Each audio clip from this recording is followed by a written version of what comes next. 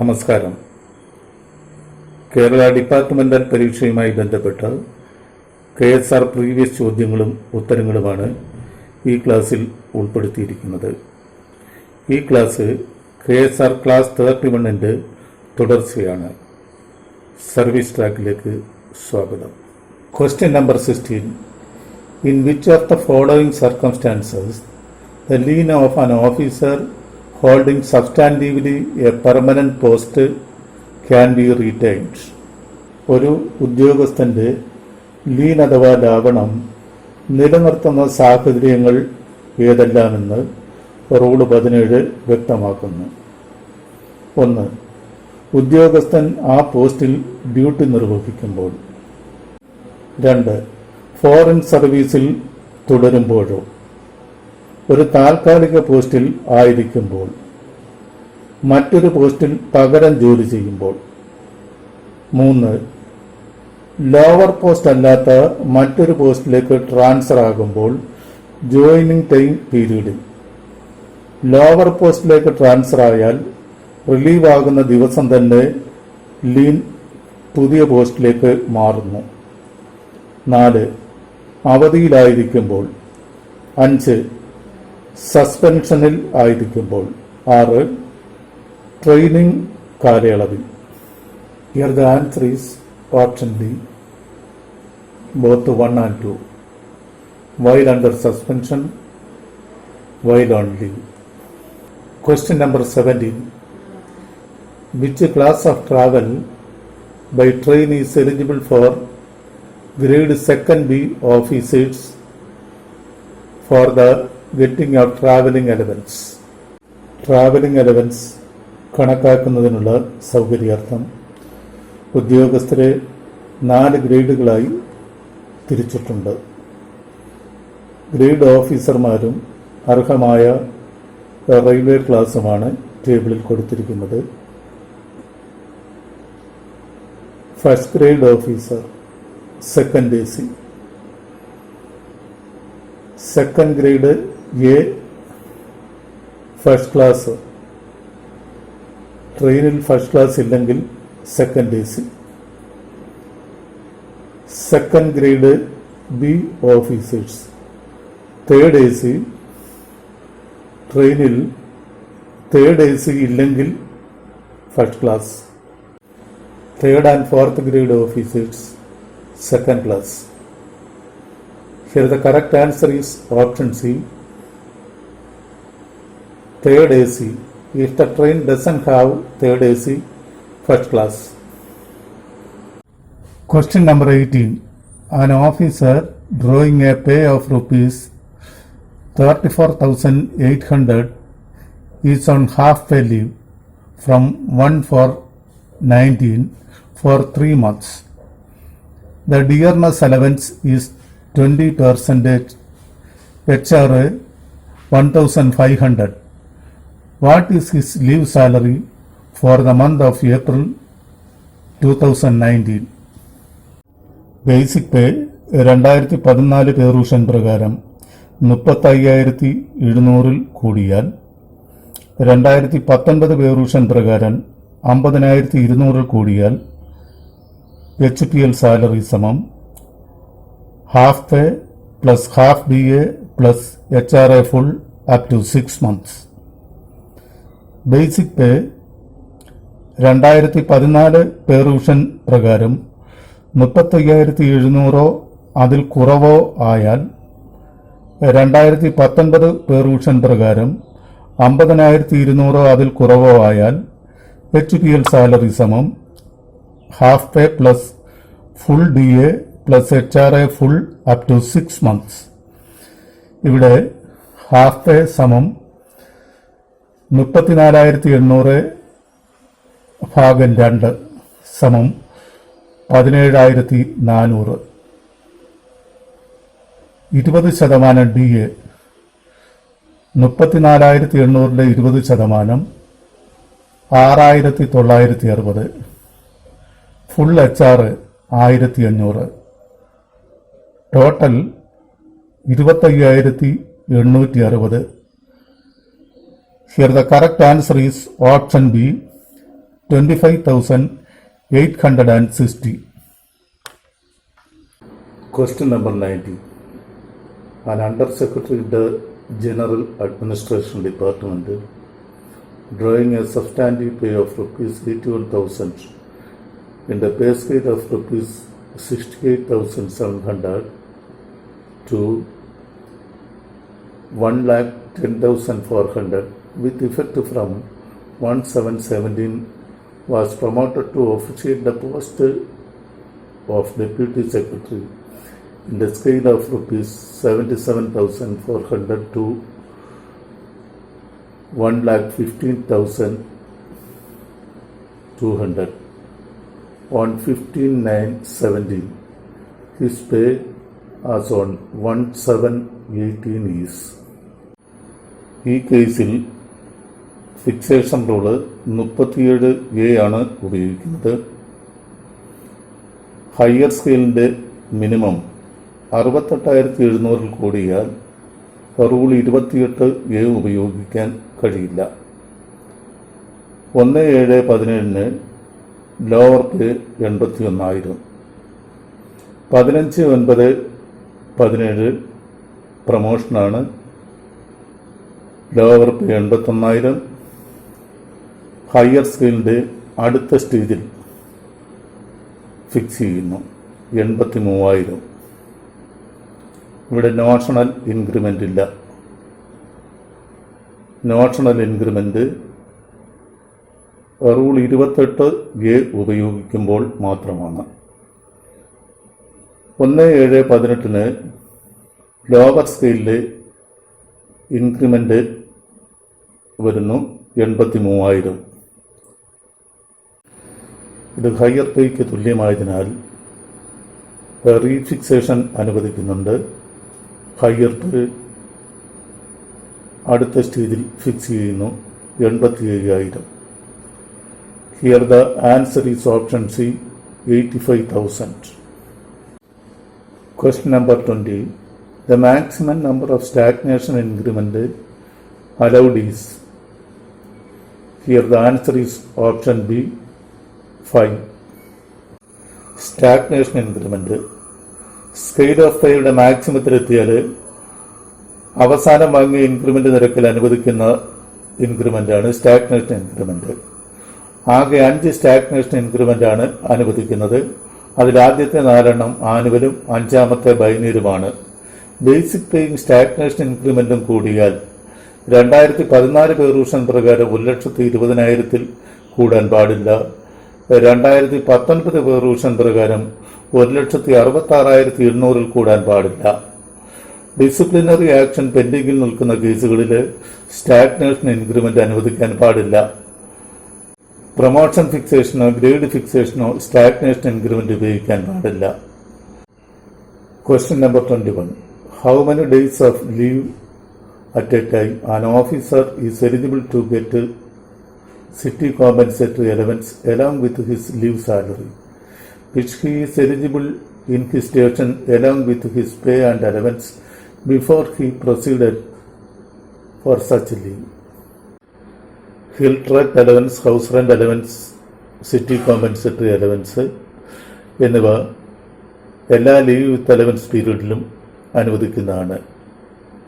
Leave period 180 കൂടാൻ പാടില്ലെന്ന് മാത്രം. ലീവ് പീരീഡ് 180 കൂടിയാൽ ആദ്യത്തെ 180 ദിവസം മാത്രമേ അനുവദിക്കുകയുള്ളൂ. Here the correct answer is option D 180 days of leave. Question number 22. Which of the following is not treated as honoraria? ഒരു പേയ്മെൻറ്റ് ഓണറേറിയമാണോ എന്ന് തിരിച്ചറിയാൻ ജനറൽ റവന്യൂവിൽ നിന്നാണോ പേയ്മെൻറ്റ് നടത്തിയതെന്ന് അറിഞ്ഞാൽ മതി. ജനറൽ റവന്യൂവിൽ നിന്നാണെങ്കിൽ ഓണറേറിയം അല്ലെങ്കിൽ ഫീ ആയിരിക്കും. ഇവിടെ ഓപ്ഷൻ എയിൽ പേയ്മെൻറ്റ് നടത്തിയത് ജനറൽ റവന്യൂവിൽ നിന്നല്ല. So the answer is option A. Question number 23. The maximum period of special allowance can be granted to an officer for holding full additional charge of additional post is. 14 ദിവസത്തിൽ കൂടുതൽ കാലം full additional charge ലഭിച്ചെങ്കിലേ special അലവൻസിന് അർഹതയുള്ളൂ. പരമാവധി 3 മാസത്തേക്ക് മാത്രമേ special allowance അനുവദിക്കുകയുള്ളൂ. Here the answer is option C, 3 months. Question number 24. Which of the following should not be deducted from the subsistence allowance of an officer who is on suspension? പേയും leave സാലറിയും ഇല്ലാതെ സസ്പെൻഷനിൽ കഴിയുന്ന ഉദ്യോഗസ്ഥന് അനുവദിക്കുന്ന ഉപജീവന ഭത്തയാണ് subsistence allowance. ഇതിൽ നിന്നും deduct ചെയ്യുന്ന items income tax and super tax, house rent and annual charges, repayment of loan and advance amount due to cooperative store and cooperative credit societies, subscription to FBS. Deduct ചെയ്യാൻ പാടില്ലാത്തവ GPF subscription, court attachment, recovery over loss to government.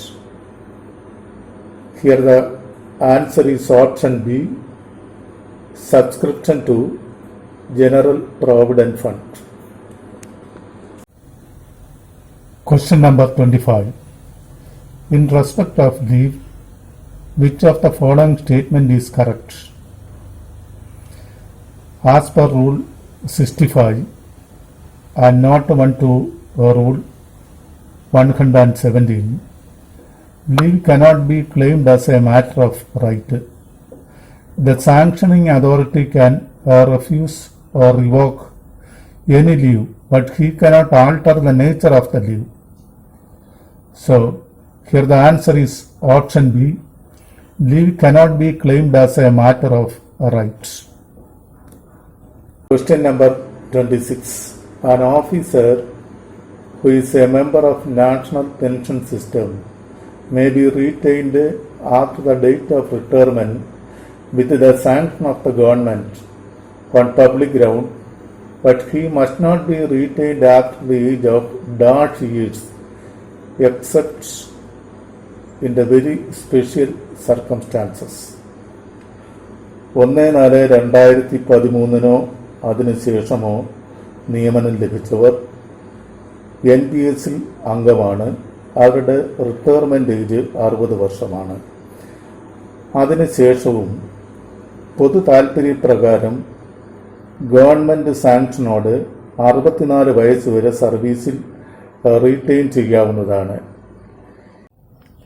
എന്നാൽ പ്രത്യേക സാഹചര്യം ഒഴികെ 64 വയസ്സിന് ശേഷം retain ചെയ്യാൻ പാടില്ല. Here the correct answer is option C, 64. Question number 27. What is the minimum period of service required for sanctioning minimum pension to all physically handicapped government employees with 40% permanent or partial disability of the upper or lower extremity deformities inclusive of blind, deaf and dumb? Qualifying service required for minimum pension is 10 years. Qualified service required for minimum pension in the case of physically handicapped personnel is 3 years. Qualified service for full pension 30 years. Qualified service for minimum DCRG 5 years. Qualified service for maximum DCRG is 33 years. Here the correct answer is option A, 3 years. Question number 28. Which of the following is not an ordinary leave? Ordinary leave, earned leave, HPL, commuted leave, leave not due, leave without allowance. Special leave, special disability leave, maternity leave, child adoption leave, hospital leave. Here the correct answer is option D, hospital leave. Question number 29. Half-pay leave is admissible to a permanent officer in respect of each completed years of service is. ഓരോ പൂർണ്ണ വർഷത്തെ സർവീസിനും 20 ദിവസം എന്ന നിരക്കിലാണ് half പേ leave earn ചെയ്യുന്നത്. വർഷത്തിൻ്റെ ഭാഗങ്ങൾ HPLന് പരിഗണിക്കില്ല. Here the answer is option C, 20 days. Question number 30. A female recruit who has been advised by the Public Service Commission joined duty on the 60th date of delivery. Then how many days she can avail maternity leave from the date of joining? Maternity leave 180 ദിവസത്തേക്കാണ് അനുവദിക്കുന്നത്. Delivery കഴിഞ്ഞ് 180 ദിവസത്തിനുള്ളിൽ PSC നിയമനം ലഭിച്ച ഉദ്യോഗസ്ഥയ്ക്ക് സർവീസിൽ join ചെയ്ത അടുത്ത ദിവസം മുതൽ ബാക്കി ദിവസത്തേക്ക് ലീവിന് അർഹതയുണ്ട്. ഇവിടെ ഡെലിവറി കഴിഞ്ഞ് 60 ദിവസം കഴിഞ്ഞാണ് ജോയിൻ ചെയ്യുന്നത്. അടുത്ത ദിവസം മുതൽ 120 ദിവസത്തേക്ക് മറ്റേണിറ്റി ലീവിന് അർഹതയുണ്ട്. Here answer is option A, 120. Question number 31. The maximum number of days of paternity leave that can be granted to a male government servant during the confinement of his wife for delivery is. പറ്റേണിറ്റി leave 10 ദിവസമാണ് അനുവദിക്കുന്നത്. 2 പ്രാവശ്യമേ അനുവദിക്കുകയുള്ളൂ. ഡെലിവറിക്ക് മുമ്പോ അതിനുശേഷം 3 മാസത്തിനുള്ളിലോ അവധിയെടുക്കാവുന്നതാണ്. Medical certificate ഹാജരാക്കിയിരിക്കണം. Here the correct answer is option B, 10 days. Question number 32. Rate of incidental charges allowed to eligible officers for each air journey is. Air ജേർണിക്കുള്ള incidental expense ഓരോ യാത്രയ്ക്കും 1 DA ആയി പരിമിതപ്പെടുത്തിയിരിക്കുന്നു. Here the answer is option A, 1 DA. ഈ class ഇവിടെ അവസാനിക്കുന്നു. എല്ലാ പരീക്ഷാർത്ഥികൾക്കും വിജയാശംസകൾ നേരുന്നു. വീണ്ടും അടുത്ത ക്ലാസ്സിൽ കാണാം. നന്ദി, നമസ്കാരം.